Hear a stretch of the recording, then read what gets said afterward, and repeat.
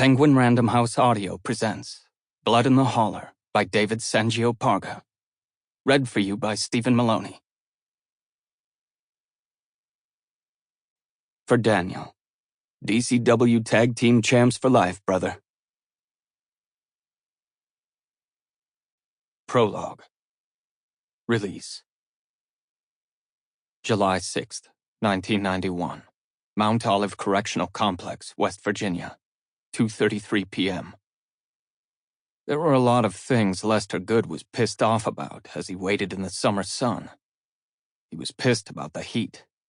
He was pissed that Norm had forgotten today was release day.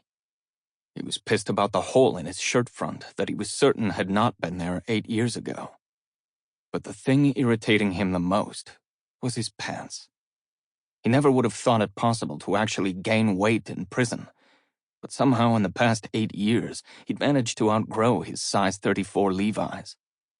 Even with the top button undone, he could barely sit comfortably. His legs felt like they were in spandex. He sat on a concrete bench at the start of the access road to the prison, reclined as much as he could to relieve some of the pressure. Les had walked almost 3 miles to reach the bench, and he would have been happy to walk even farther if needed. No one wanted to stay near Mount Olive once they got out, not 1 second longer than necessary. Putting a bench here was the only real act of kindness he'd seen come from the prison. He heard an engine coming from the northbound lane. Les tried not to get his hopes up. With his luck, his ride home was somewhere off in Virginia right now. It was only a 30-minute drive from the farm to Mount Olive, but he didn't trust Norm not to get lost.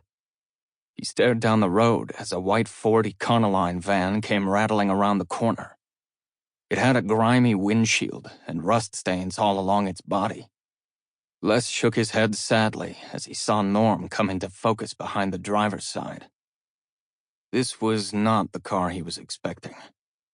Before going away, Les had given the keys to his Chevy 2500 to his cousin Luann. The Chevy was his most prized possession, the most expensive thing he owned, and he treated it like a goddamn show car. Luann he trusted to take care of it. Her husband Norm, on the other hand. The van came to a staggered halt in front of Les's bench. Norm rolled down the window, grinning at Les and showing off his missing incisor. "Hey there, cuz. You need a lift?" "I ain't your cuz," Les growled. "And you should have been here 3 fucking hours ago." He stood up and walked awkwardly to the open window. "Where's my truck, Norm?" "What, you don't like the ride? I got it for a steal." "Where's my truck?" "You got better options?" Les glared at Norm, but the man was unfazed by the look. He went on. "If not, you best get on in, 'cause we ain't got all day." Les didn't reply, chewing his bottom lip and considering his options. He had none. The rest of his family was all gone now. He went around to the passenger side of the van and hopped in the back. "Damn, Les, you put on some pounds, huh? You'd have known if you ever came to visit." "I didn't know you wanted me to visit." "I didn't." Les looked at the rider in the passenger seat. "Jesus, Nate, I hardly recognized you." Norm's son Nate was tall, at least about a foot taller than Les remembered, broad-shouldered and strong. He sat with a blank expression, which suited Les fine, because Nate never smiled for anything good. "He wanted to come," Norm said. "Told me he was anxious to see you. You know, the last time you saw this guy, I think, was 3 years ago. He was only 15, hadn't quite sprouted yet." "Well, where's Mark then?" Mark was Norm's son with Luann, Nate's half-brother, the only person left that Les had any family ties to. "He's watching over the farm. Can't really leave it unattended."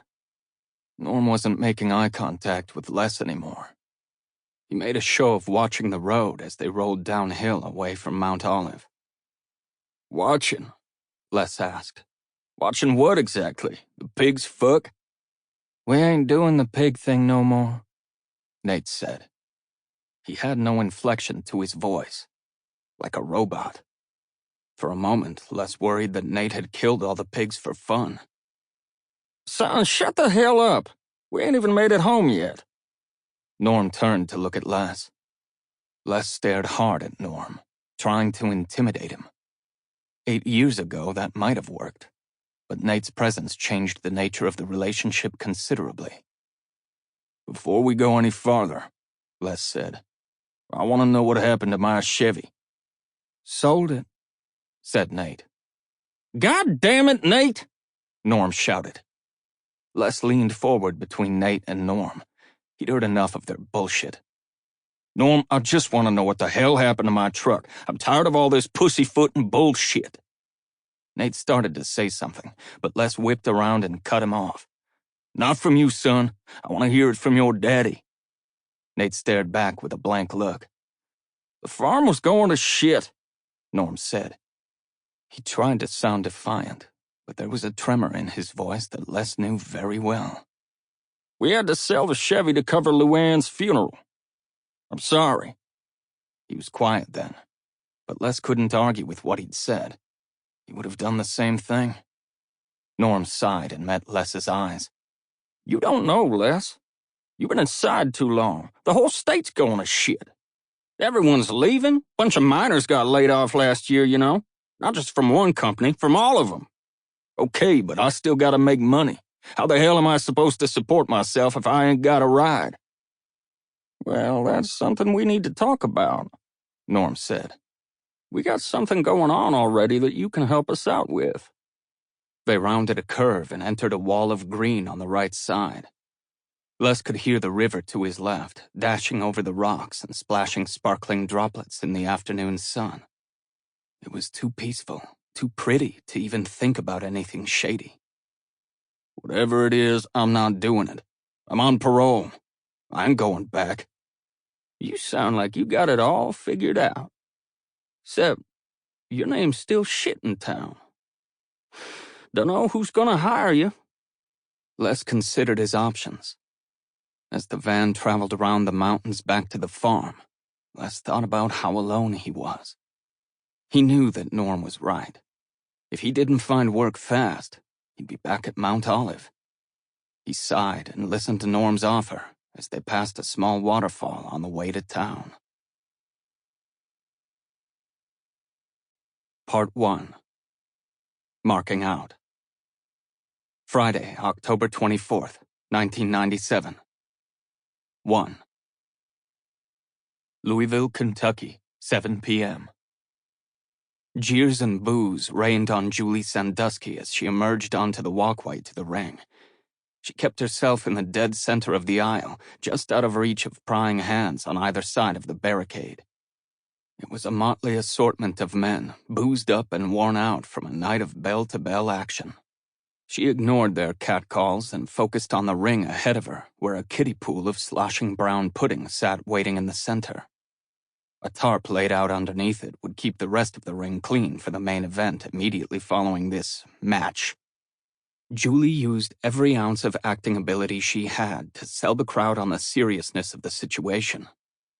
Instead of rolling her eyes at the debased debauchery of it all, she instead climbed the stairs to the ring, stopping to do her traditional pose of hooking a leg over the top rope and hanging upside down while firing off devil's horn hand signals. The boos intensified as she did this, coming to a crescendo when the announcer finished introducing her by her ring name, Goth Girl. Julie watched from the far end of the ring as her opponent came out next. The obvious babyface Kirsty came bouncing out in little more than a string bikini, her bosom bouncing in a way that Julie's own minor endowments never would. She grinned ear to ear, soaking up the whistles and catcalls from the crowd. But Julie noticed that she too was reluctant to get too close to those grasping hands. As soon as Kirsty began to slide seductively into the ring, Julie slid out on the other end. She could hear the play-by-play guys wondering what she was up to, and as she seized an empty metal folding chair from next to their table, she was sure Jack Mayer was screaming his head off in the back, wondering what she was doing. She slid back into the ring, where Kirsty had finally noticed her, after taking some time to prance around the kiddie pool for the audience. Benny Russell, the ref, came up to Julie and grabbed at the chair. Jack's telling me to get that chair out of here. Benny said, and Sample complete. Ready to continue?